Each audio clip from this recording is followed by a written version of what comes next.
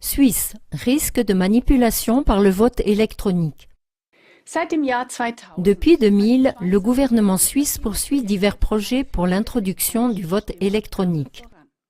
Ce qu'on appelle le e-voting électronique a été utilisé pour la première fois à titre expérimental en 2004 dans le cadre d'un vote fédéral. Diverses autres phases d'essai de vote électronique ont suivi. Selon les plans du Conseil fédéral, 2/3 des cantons doivent introduire le vote électronique d'ici 2019. Le magazine Schweizer Zeit souligne dans son édition du 2 mars 2018 que l'introduction du e-voting conduit à de grands dangers.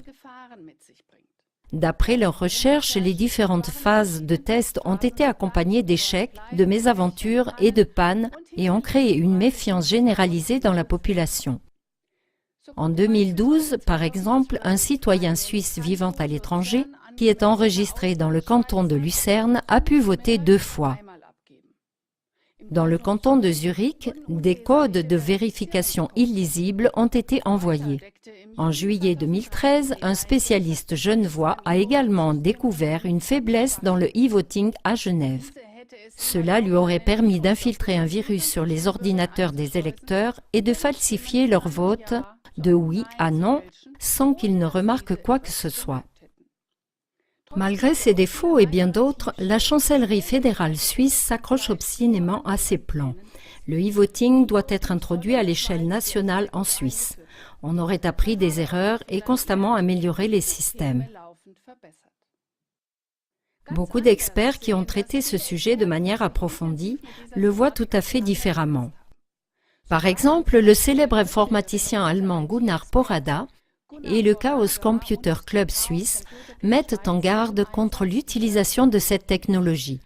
Le Chaos Computer Club, qui réunit les meilleurs hackers du pays, dit « Nous en savons trop sur les ordinateurs pour leur confier les derniers vestiges de la démocratie. » Les experts craignent des attaques d'États étrangers ou d'organisations de pirates informatiques rémunérés dans le but de manipuler les votes. Au plus tard, depuis les révélations d'Edward Snowden, on sait de quoi sont capables les services secrets. En se fondant sur des exemples d'autres pays, l'édition de Schweizer Zeit montre également que les systèmes de vote électronique ne sont en aucun cas sécurisés. Aux États-Unis, par exemple, une équipe universitaire a réussi à s'introduire dans un système de vote électronique et à modifier les résultats. L'intrusion serait passée inaperçue si les chercheurs ne l'avaient pas révélé eux-mêmes. À cause de ces grosses défaillances de sécurité, de nombreux pays européens ont déjà rejeté cette technologie. En Hollande, les tribunaux ont interdit le vote électronique dès 2006. La France, l'Irlande et la Norvège ont également suspendu leur plan de vote électronique pour des raisons de sécurité. En Autriche, le gouvernement a tiré la sonnette d'alarme après plusieurs échecs lors d'élections d'étudiants où le e-voting a été utilisé. Hormis des failles de sécurité, il y a encore un autre danger dans le e-voting, c'est qu'il n'y a pas de possibilité de contrôle transparent du vote. Dans le cas de vote par correspondance, les bulletins de vote sont physiquement stockés dans les communes et peuvent donc être recomptés à tout moment. Dans le e-voting, par contre, le vote s'enfonce dans une mer numérique de bits et de octets sans que les lecteurs puissent suivre le déroulement. Tandis que les votes par courrier sont comptabilisés dans toute la Suisse par des dizaines de milliers de compteurs qui se contrôlent entre eux, le e-voting peut être compté seulement par quelques experts IT. Tout le pouvoir repose donc sur un petit nombre de spécialistes.